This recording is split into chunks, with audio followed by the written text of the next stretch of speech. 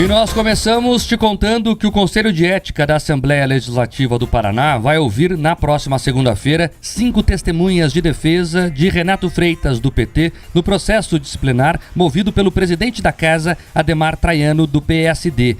O advogado que representava o petista acabou deixando o caso. A oitiva com as pessoas convocadas pelo parlamentar do PT está agendada para as 9 da manhã durante a sessão do colegiado. Renato Freitas listou como testemunhas de defesa os deputados estaduais Requião Filho, do PT, e Neile Prevot, do União Brasil, o deputado federal Tadeu Venério, do PT, e o chefe do gabinete militar da Assembleia, o coronel Robson Celete, além de Vicente Malucelli Neto.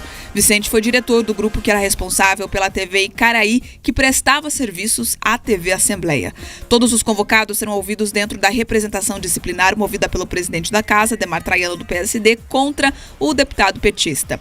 A denúncia foi motivada pelas acusações que foram feitas por Renato Freitas durante a sessão do dia 9 de outubro. Na ocasião, Renato Freitas chamou Traiano de corrupto. Depois dessas tomadas de depoimentos, o relator do caso, o deputado Matheus Vermelho, do PP, vai ter outras 5 sessões ordinárias para apresentar o parecer dele antes de levar isso para votação. A representação disciplinar pode ter 2 desfechos, o arquivamento ou também algum tipo de punição, que pode ser mais grave, que é a cassação do mandato, até um caso mais leve, como uma suspensão temporária do direito de fala durante as discussões em plenário. Até metade dessa semana, Renato Freitas estava sendo representado pelo advogado Guilherme Gonçalves. Entretanto, Guilherme Gonçalves deixou o caso. Essa informação começou a circular na noite de quarta-feira e foi confirmada pela produção do Jornal da Manhã. De acordo com o advogado, a saída da defesa do deputado ocorreu por motivos pessoais. Guilherme Gonçalves atuou na defesa de Renato Freitas no ano passado, a gente lembra, também no mesmo processo que Renato Freitas sofreu, disciplinar, lá na Câmara de Vereadores de Curitiba. Renato Freitas leva um duro golpe, né, nessa questão aí, perdeu o advogado, um bom advogado, respeitado do mercado eleitoral, principalmente aqui de Curitiba, e agora vai ter que se arranjar com outros defensores. O importante é o seguinte: um processo de cassação, como pode ser o fim deste caso do Renato Freitas, ele se apoia sempre em 2 pilares: o pilar político e o pilar jurídico. Na questão jurídica, me parece que há elementos sim para a discussão, tanto que o presidente da casa não é qualquer deputado, é o presidente do Legislativo, o chefe do poder, pediu a abertura da investigação, da apuração sobre quebra de decoro. Decoro, você lembra, é o que se espera de uma atitude parlamentar, o que se espera do comportamento de um parlamentar. E não se espera que um parlamentar perca as estribeiras toda hora, grite em plenário, xingue seus colegas, e isso que o Renato Freitas faz usualmente, inclusive. Então, há elementos jurídicos para a discussão. O final dela é o Conselho de Ética que vai nos dizer. E há também o componente político. Claro, óbvio. Existe ali uma vontade de se punir quem comete excessos. E esses excessos não são só cometidos pelo Renato Freitas. Ele passou de todos os limites, na opinião de muitos deputados. Mas há outros deputados também que exageram em falas, provocam tumulto no plenário e que também, inclusive, podem ser visitados pelo Conselho de Ética. Então, há o clima político na Assembleia para fazer esse julgamento. O que é importante também é entender que se a gente consegue visualizar que há uma mudança de posicionamento da discussão política na Assembleia, também há ela na esfera federal. O que eu quero dizer com isso? Muitos deputados estavam com medo de enfrentar esse assunto, dizendo o seguinte: não adianta mexer porque Brasília resolve depois.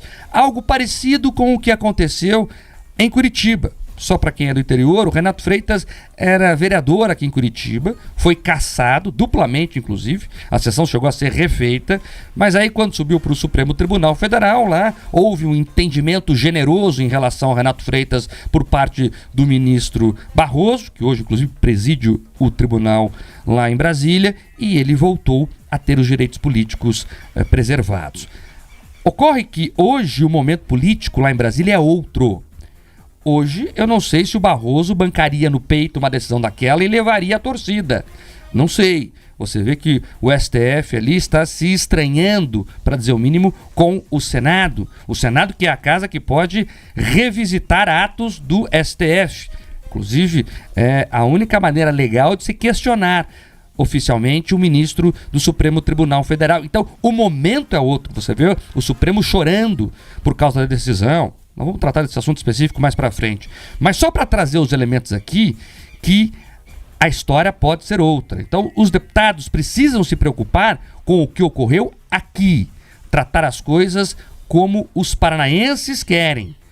E depois, se subir para Brasília, se tiver que enfrentar recurso, a história é outra. Mas a preocupação, né, por mais que ela esteja em Brasília muitas vezes, ela fica cada vez menor, mas ela não deveria estar, porque os deputados representam o Paraná e é a casa dos paranaenses que tem visto esses desrespeitos.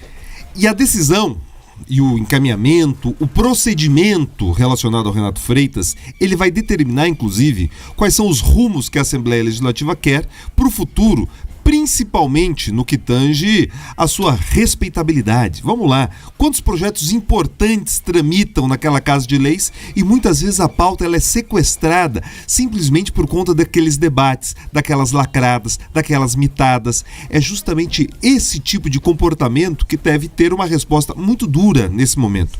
E não adianta, e eu olhei alguns trechos da defesa do Renato Freitas, Mark, sabe, vir falando que o conceito de corrupção utilizado era esse ou aquele. Nada disso. Nesse momento as pessoas têm que ter coragem de assumir o que fizeram. O Renato assumia a coragem do ato que teve, na minha opinião, um tanto quanto imaturo, de sair gritando, plenária fora, e a casa, a Assembleia Legislativa, tem que ter coragem de levar adiante as medidas. Não adianta a turma do deixa disso ficar, olha, veja bem, vamos apaziguar, não queremos mais confusão, porque se eles tomarem essa decisão agora, eles estarão criando um monstro que pode devorá-los ali na frente. Com relação ao clima, Mark, que você falou, com relação ao judiciário, eu quero deixar uma lembrança muito clara. Quando Barroso tomou aquela decisão em favor do Renato Freitas, o judiciário, ele se entendia como o grande, herói da democracia. Ele se colocava na posição de que todo momento é um momento de combater o bolsonarismo. Vamos lembrar falas do próprio Barroso dizendo que eles vencemos o bolsonarismo. Agora, talvez toda essa pauta identitária que se consolida no Renato Freitas, Mark, perdeu fôlego. Aquela turma que subiu a rampa com o Lula já não se sente mais tão governante assim.